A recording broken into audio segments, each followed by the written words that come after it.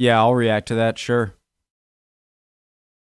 Hey guys, link to the original video from Hidden Valley Bushcraft, top of the description, preemptive like, top 10 poisonous plants in the UK. Random video, could be cool. I'm interested. I had experience with poison ivy, poison sumac, poison oak, not fun. But I don't know if they're going to talk more about like deadly ingestion plants rather than, I mean, if you ingested any of those things at a time, but you don't need to. Hi guys, it's Nick here from Hidden Valley Bushcraft, and today we are going to be talking about Britain's 10 most poisonous or deadly plants. My first one, I found giant hogweed. Now the giant hogweed, Heracleum mantigazanum, okay, is not natural to the UK. Okay, so I'm just trying to gain access to the riverbank without going swimming. Oh my god. And here I have in front of me. I don't identify any poisonous plants. Not natural to the UK. Okay? Okay. But so I don't have to just know the likelihood very high. Anywhere up in there. Just trying to gain access down to a bit of riverbank without going swimming. And here I have in front of me. Look at the size of this. Guys, I'm just under 6 foot and this thing is already getting on for a good couple of feet above me. Now, what's interesting about this particular one behind me, and I'm going to show you another one so that we can talk about their identifying features, is purely down to its incredible size. And you can see the umbelliferous head, because this is in the same family as the carrot, the parsnip, sweet Cicely angelica, and some of the other ones we're going to cover today. Okay, this is in the Apiaceae family and is a monster. Just look at the thickness next to my hand of this stem. This is absolutely massive. If this is left, this will go on to get up to reportedly 5.5 meters tall. And this particular type of hogweed, it has purple colorations on the stem, and usually much more than this. There's this purple mottling effect against the light green that you see. The thing is with these is that, like, I remember being a kid just loving to, like, just play in the woods with your friends and just, like, getting a nice stick you'd find that you really like, and you'd, like, chop down weeds with it. And that would just be so tempting to me. And so I feel like I would whack it, and then it would fall down maybe and, like, touch me, and I wouldn't think about it, and then bad day. Hogweed, it has purple... No, sorry, bad week. Purple colorations on the stem, and usually much more than this. There's this purple mottling effect against the light green that you see. The leaves are quite aggressively jagged, and I'm wearing gloves, and rightly so, because the sap from this will cause absolutely horrendous blistering and burning. It'll make your skin photosensitive. That means anytime you're out in sunlight and your skin is not covered, you could be in big trouble. If you do suspect that you've brushed up against this stuff, or it's been crushed and you've somehow... Yeah, man, it's like, I get you got your gloves on, but you don't even have a long sleeve shirt on. Like, I'm sure he knows what he's doing. I'm not saying that gloves are a bad idea, but it just seems like you're ignoring. I'll come into contact with it. What you want to be doing is covering that skin from daylight straight away and heading off to A&E to get checked out. The next thing you want to do, tell your local council. Now, to try and give you an idea, I'm going to escape this little garden area and I'm going to show you a regular hogweed. Okay, so here's a regular hogweed growing in a garden. Worst thing you can do is scratch it or rub up on it. I'm not positive about this, but I feel like I remember it, that you can get kind of, I don't know. I was going to say you can, like, get poison ivy sort of like in an open wound, and then you'll just get like a general kind of infection. I don't know about that, but definitely itching or like rubbing, because then any of the sap or if it has like little nettles, you're just going to smear in and make whatever it would have been a whole lot worse. Okay, and so here you see a very similar leaf pattern, much smaller, stem, green and hairy the whole way along, but none of that purple coloration happening there. Here we are down by the riverbank, and I have got an example there, that purple mottling on the stem, and this thing is absolutely gigantic. So we are back now here at the HVB main camp, and we're just going to whiz round our section of the riverbank next to show you our next plant. If you were perhaps taking up wild swimming or getting into wild swimming and you weren't aware of this, this is why I'm making this part of the video. The plant I'm about to show you is rather benign looking. It doesn't have any special coloration which is going to tip you off or indicate that it's especially poisonous in any way, shape or form, and that's what's so dangerous about it. Okay guys, so what I'm going to show you now is hemlock water drop wort, okay, and its Latin is Oenanthia crocata.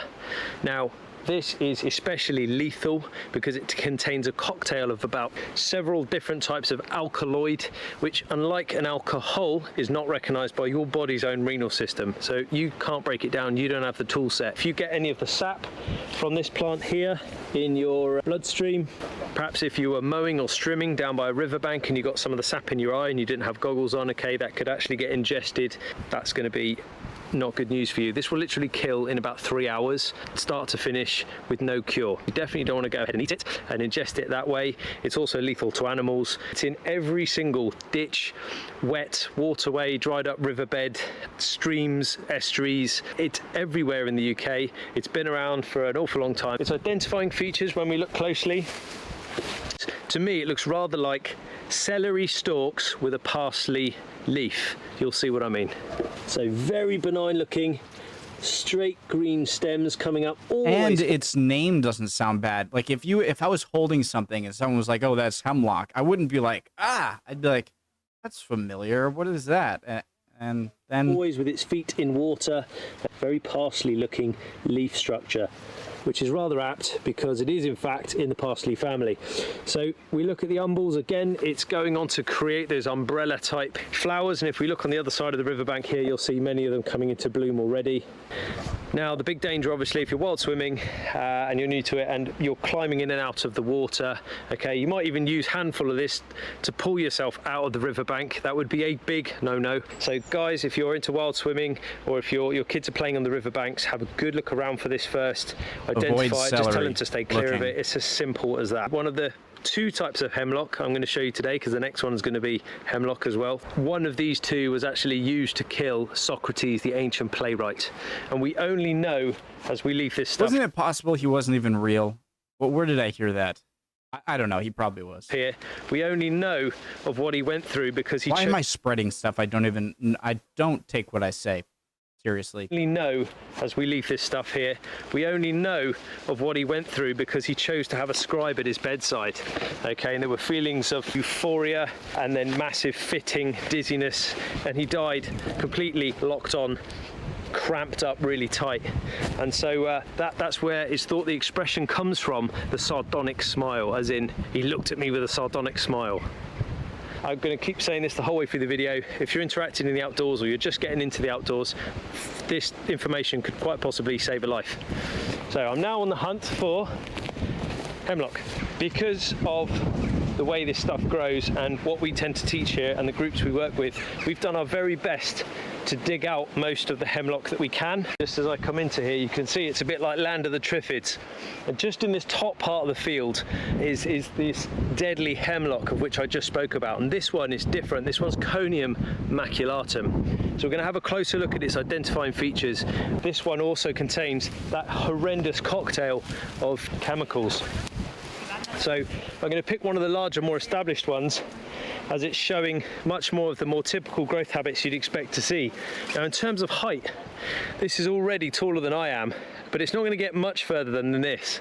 We're going to start to see these umbelliferous heads once again. If you look closely, you'll see the purple coloration on the stem and that purple mottling, which is very similar to the giant hogweed that I showed you just before. I'm wondering how it poisons you, just because of like how freely he's handling it. And also quite clearly says, don't come near me, don't touch me. Can you see that purple all the way along here? Now when we look at the leaf structure, the leaves are very fine. much more the sort of arrangement that you'd expect to see on the carrot or the wild carrot. But this often gets mistaken for cow's parsley. Again, absolutely lethal and would probably kill in about 3 hours with no cure known to us at the moment. So again, guys, if you are interacting in the outdoors, if you're out on a dog walk, you're hiking, if the dog runs into a patch of this and your children are following them in, things to think about, guys. So there we go. So that was Conia maculatum hemlock. On to our next deadly plant. Okay, so for plant number 4, I have travelled all the way across the village to see some of our friends who have the most incredible ornamental garden, and that's because it was really tricky to find a working example. And what I have down here is known as monk's hood or wolfsbane. This is aconite. Wolfsbane. Okay, this is more likely to be Alan Rickman. Aconite Carmichael, or Aconite napellus is the wild version. And what we're talking about here is this plant. As you can see, the leaf structure and the leaf shape is incredibly toxic. Okay, and this is actually a contact poison. This is why I've got the gloves on for this video. This little plant has had many different names throughout history. The most notable one is monk's hood, because when it comes into flower later this year, you'll see this drooping hood, very much like the veiled hood of a monk, and it'll be a deep royal blue, almost purpley royal blue colour. But it's the leaf structure you really want to be taking a heed of and keeping the kids away from. It's dark green.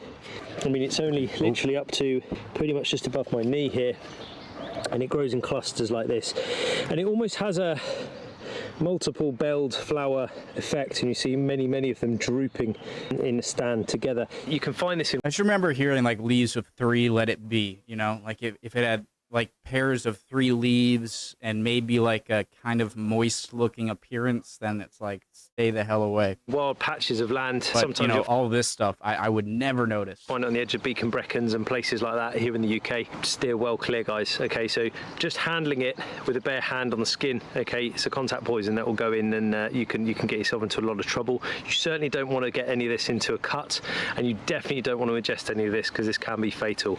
There is actually another one. So number 5 we're going to go to is also in this walled garden.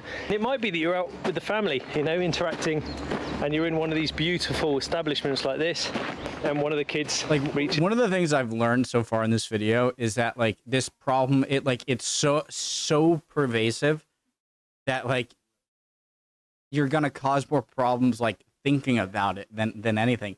Like seeing all these things, it's amazing. I'm alive. I know I'm not from England, but I'm assuming they're...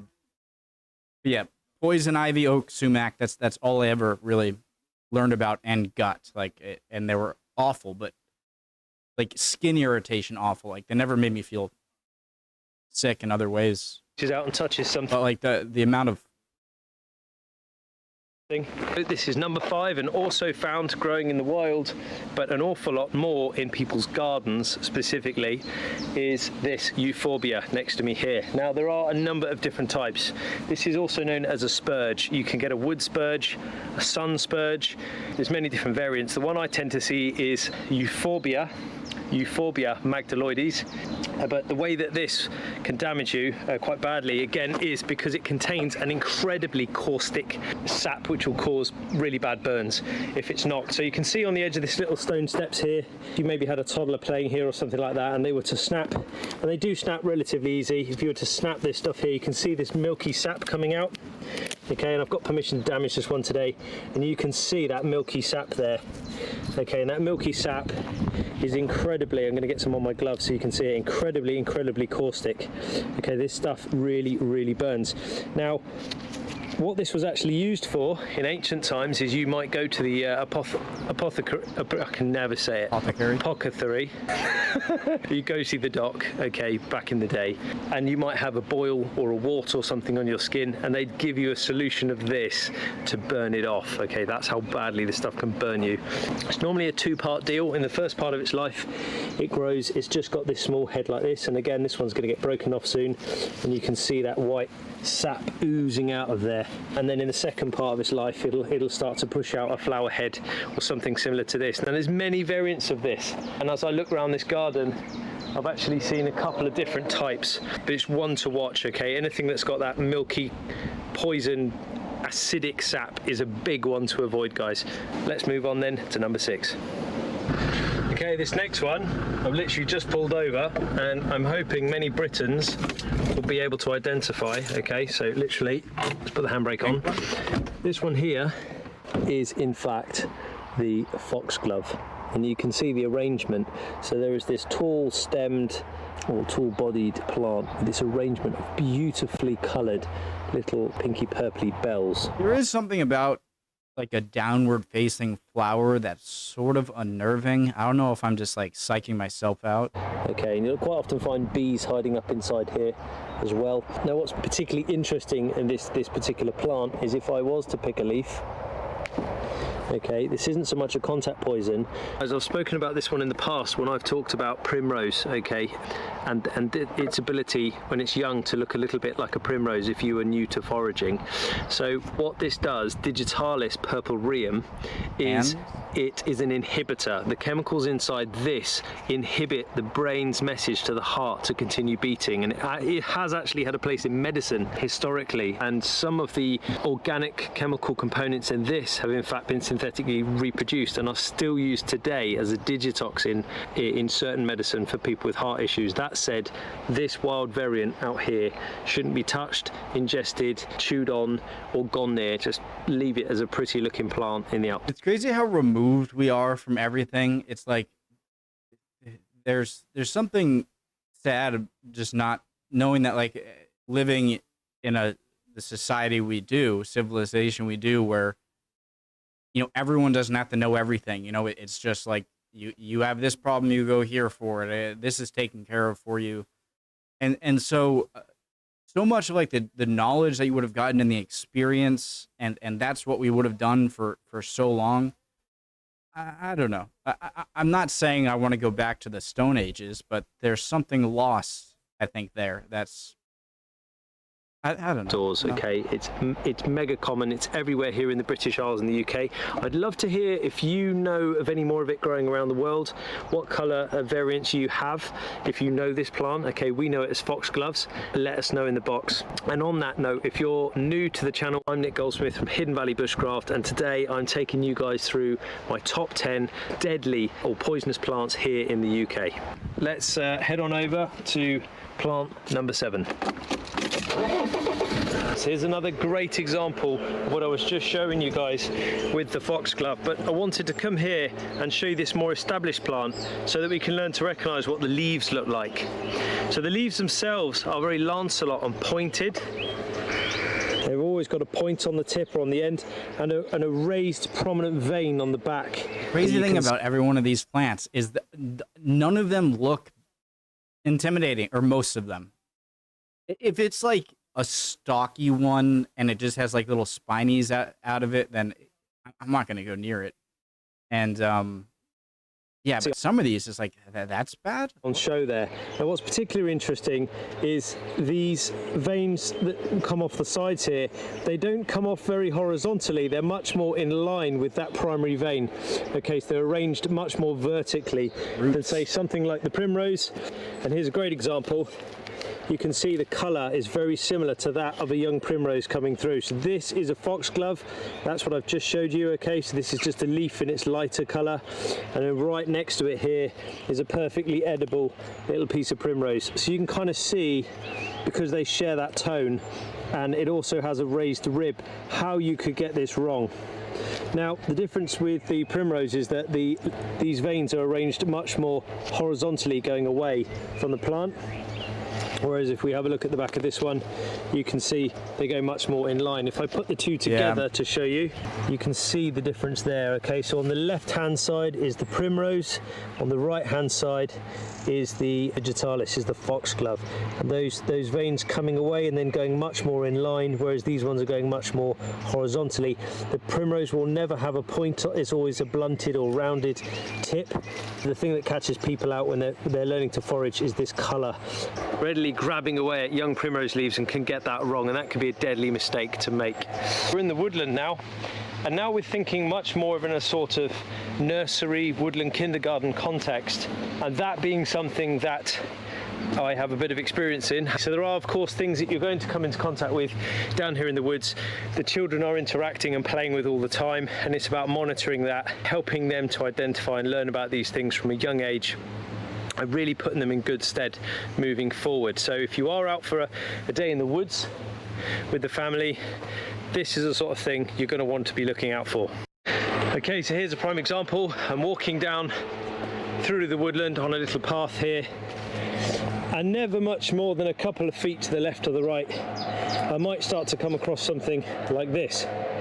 Okay guys, so this is Arum immaculatum, or lords and ladies, also known as the cuckoo pipe plant. And what's particularly interesting about this, and it's lobed. If you look, it's sort of a lanceolate pointy shape, and its lobes here. It doesn't really grow very high off the floor. That's not to say that it's not got some danger about it, but in particular in the later stages, and you can see this leaf is somewhat past its best, it starts to grow this little stem with these seeds. Now these seeds will start to go a sort of an orange colour, bright orange colour, as they kind of emerge from these seed pods. These are, for some reason, extremely inviting and enticing to small children who are wandering up something like a path like this. Obviously you've got a bench there, you might sit down as a family, have a picnic or whatever, so just be wary guys, okay? So keep them away from this. I mean, it does look a little bit, to a child, a bit like green sweet corn, so one to watch out for. Now this, if ingested, much more of a sort of stinging, burning sensation, contains calcium oxalate crystals that block the pores on your kidneys. All round it's a nasty. If you do manage to ingest any of this, you won't ingest a lot of it because it's just an instant reaction of no, absolutely no. A bit like you drop your sandwich in the sand on a day at the beach, you'll know what I'm on about, that gritty under your teeth. Definitely avoid at all costs. So that's Arum immaculatum. I'm not a parent, okay? Nor would I be but I think sometimes being too cautious, I mean,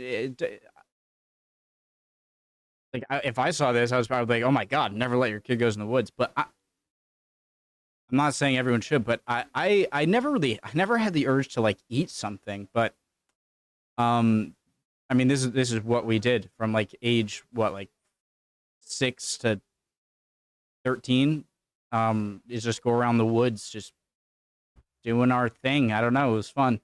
And I'd be curious if there are similar toxic plants over here, a similar amount, but I just got lucky and didn't do anything, you know, weird with some of them. But I mean, if you're, you know, go have fun. Lords and ladies. Don't die. Another common face to many of our woodlands here in Britain is the presence of this here. Now this is dog's mercury, also known as Mercularis perennis. This is in fact quite toxic, should definitely not be ingested. It's not so much of a, if you touch it, you're going to be poisoned type of thing, but it's much more of a, you definitely don't want to get involved with it or ingest any. And because it's so close to the edge, growing quite often in many of our woodlands, it's all too easy for a small person to be picking away at this, rubbing it in their fingers, and then perhaps put their fingers in their mouth. So one to keep an eye out for, mums and dads.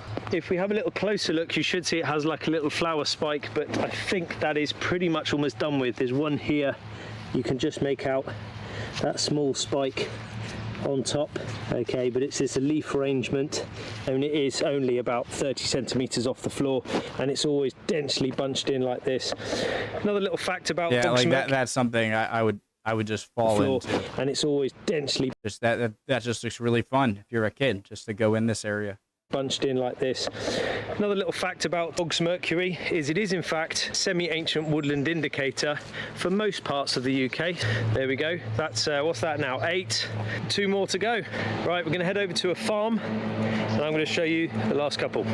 So guys, I'm up here on a working farm here in the UK. I've come here because it's usually actually in the direct area around on the outskirts of the farmyard that you're going to find all kinds of escaped plant species and things things that have come in off of tyres of perhaps some of the machinery that's being used here and kind of escaped into nearby bushes and hedges. Now, right next to me is in fact another deadly plant. Okay, this is number 9, and this is a Tropa belladonna, which is deadly nightshade.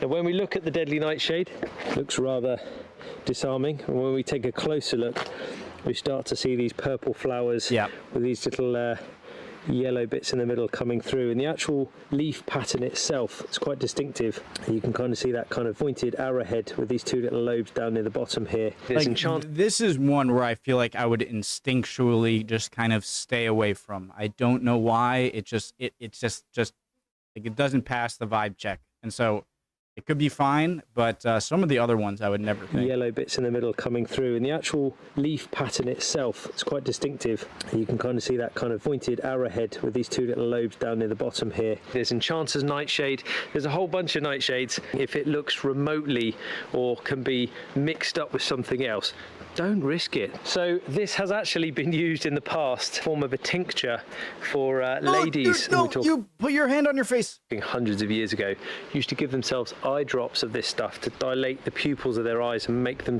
more attractive. Why you'd want to do that, I don't know. It goes on to produce these lovely little clusters of blackberries. Obviously, these are highly attractable to young children, especially if you've been teaching your kids about blackberry eating and that sort of thing. And every year there are reported cases of poisoning with this stuff. I think that maybe my parents told me one time don't eat it, but I think again it's always just instinctual of just like I don't want to eat that. Maybe it's good. But yeah, some things I think you just don't even have to be told as to like don't eat strange plants. I think I don't think a person would have to be told that once. I don't want to sound like I'm poo-pooing it. I just, it's for just children, especially if you've been teaching your kids about blackberry eating and that sort of thing. And every year there are reported cases of poisoning with this stuff, highly toxic and potentially fatal. So that's number 9, and that is a Tropa belladonna, deadly nightshade. Cool name. So this is ragwort. Now, ragwort's a bit of a nightmare, and you can get different types, okay? And you can get different types of leaf that come on here, but essentially it's a yellow flower that opens out, and you'll see these arranged all the way throughout the field. You can actually absorb it through your skin, so make sure you're wearing gloves. This is also dangerous to livestock. Now, what's interesting is it's not so much while it's wet and green like this, but when it's been dried up and it's found its way into dried food for animals later on or the next year. By dried weight, it's more potent because it hasn't got the moisture for the animal to be able to dilute it and break it down so much, because this becomes really quite deadly. So yeah, so this is Synecia jacobea ragwort. It's everywhere. Certainly any farmer will be able to tell you about this and to avoid it. I'd say that's my top 10 things that you are most commonly going to come into contact with here in the British outdoors. Hopefully that sheds some more light and answered some more questions. If I haven't covered something enough, let me know in the box below. Thank you so much for supporting our YouTube journey. I know I keep saying this, but it really is important. This is everything to us. So thank you. Seems like a really nice guy. That was a great video. I definitely learned a lot. I would have gone straight through a lot of this stuff, and maybe I got rashes or poison more times than I thought, but really interesting. And most of them, 1 or 2 or 3 just didn't pass the vibe check. I'd be like, but a lot of them, it's not like I'd start stuffing stuff in my mouth, but I definitely wouldn't. I could sit on it and not know. Really cool. Awesome. 10 poisonous plants to the UK. Hope you guys are all doing well, and I'll see you guys next video, all right? Bye, guys. I'd appreciate any comments. See you next time. Bye.